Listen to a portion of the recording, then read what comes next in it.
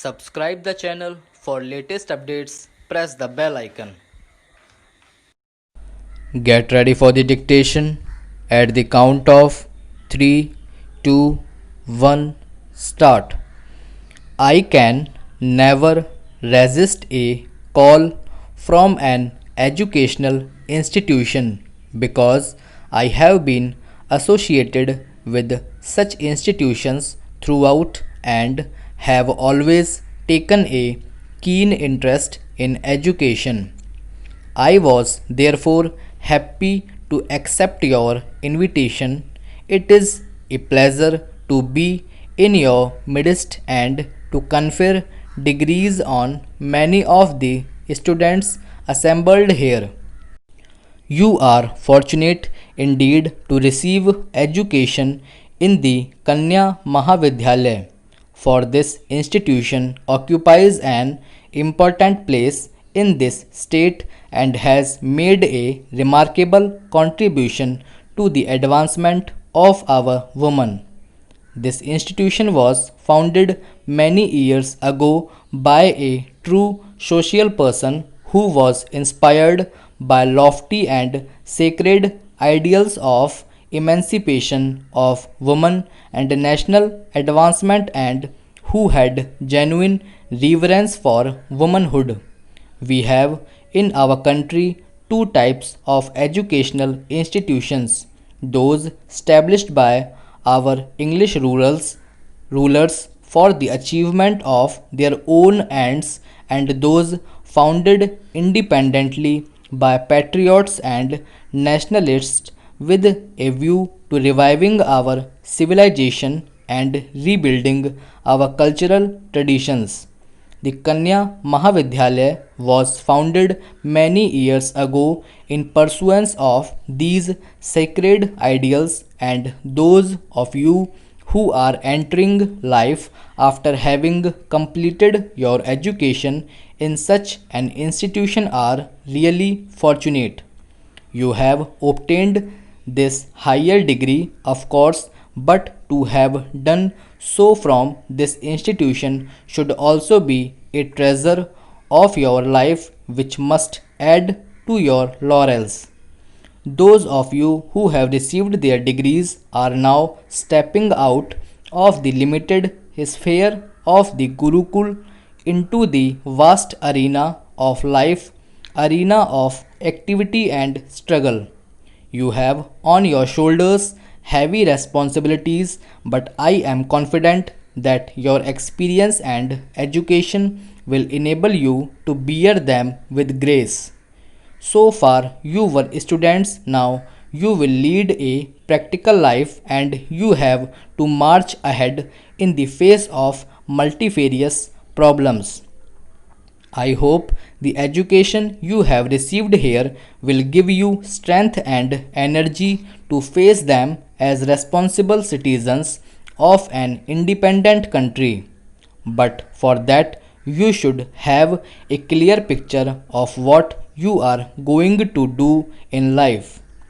I believe you all know that women occupied a position of great importance and dignity in ancient India, that they played an enviable role in domestic and social life and made a splendid contribution to an all around development of society by virtue of their ingenuity, intellect, and sacrifice.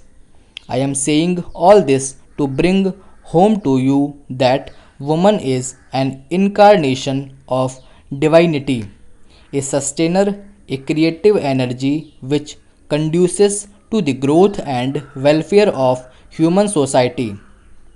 By virtue of this creative power, you can work in and outside the home for an all around progress of society. Thus, your responsibility is commensurate with your power. I attach great importance to the education of girls for these and similar reasons. However noble be our ideals and whatever system of government we establish, however liberal and equitable be our economic and social philosophy, we cannot bring lasting peace and prosperity to our country unless the physical and mental makeup of our coming generation has sound foundation. I therefore hold that women can play a much more vital role in the home than the factory or in the office. This, however, does not mean that I want them to be confined within the four walls of the house. Along with their domestic life, they can and should participate successfully in various social activities to which they are naturally and equally entitled. But real freedom and liberty only mean that the woman employs all her faculties not only for her individual development but also for the total development of the society, leading ultimately to the welfare of humanity at large, wherein it included her individual self also.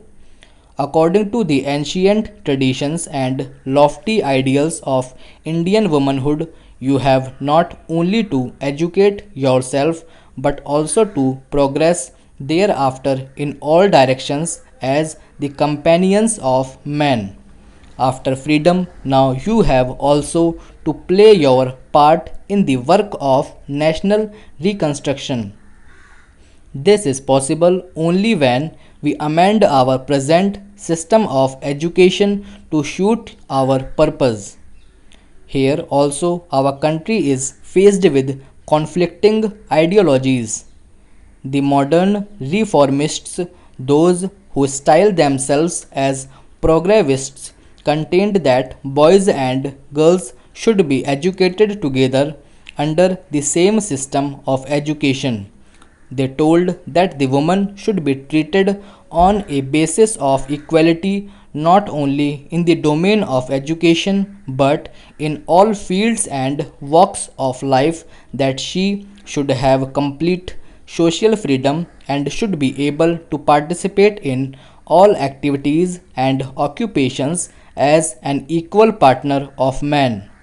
These people want that the system of education should also be modeled accordingly.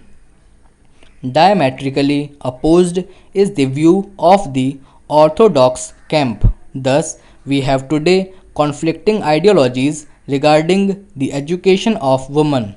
We have naturally to consider carefully which of these two will suit us better and help in the advancement of our culture and civilization at this time.